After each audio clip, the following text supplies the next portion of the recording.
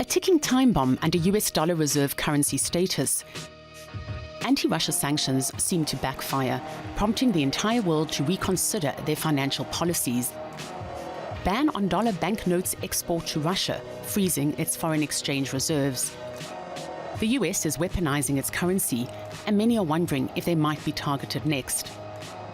But what makes a dollar so special? Why does nearly every central bank in the world stockpile the US currency and invest in American bonds? The dollar has been preserving its status for decades, and the secret ingredient is oil.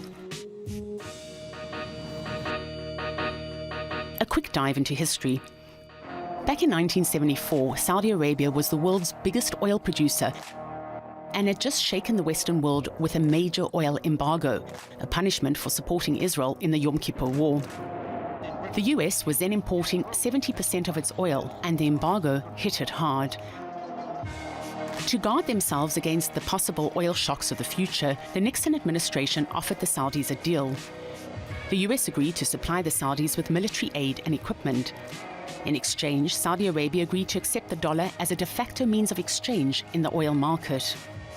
From that moment, every oil contract with Saudi Arabia had to be priced in the US currency. The rest of the OPEC countries followed suit. The Petro-Dollar system was born.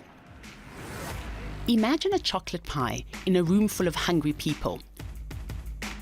Everyone wants to grab a bite, but you may only use a plastic spoon. No steel or wooden allowed.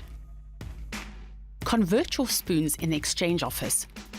Pile up more for the future. Sounds unreasonable. That's kind of what a petrodollar is like. From 1974, the entire world has been paying for oil in the US dollars. No gold, Saudi rial, or any other national currency allowed. To buy, an oil importing country must first convert its national currency into US dollars.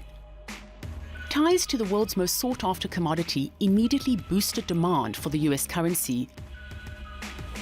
Oil importing countries began piling up dollar reserves to minimize currency volatility risks in their future oil purchases.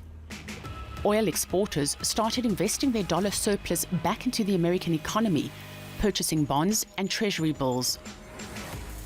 This enormous interest in the US currency raised it to a unique position.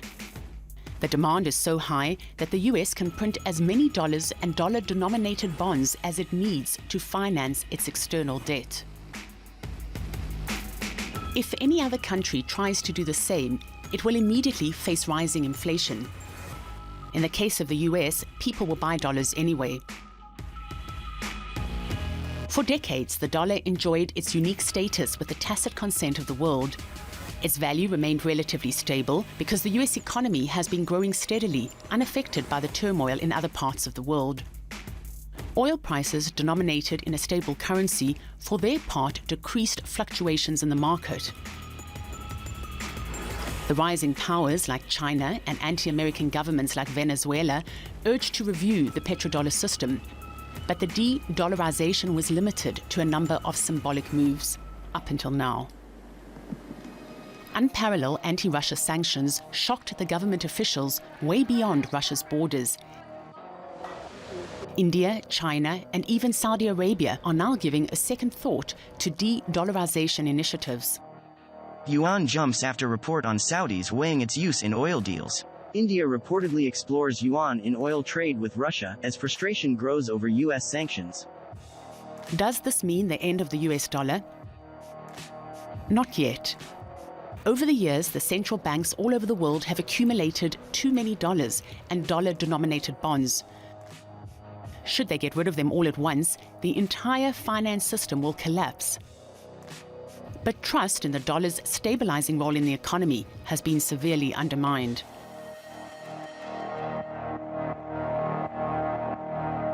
The competition from yuan is now tougher than ever. Unless the US finds something else to offer, it may end up with soaring inflation and trillions of dollars that nobody wants.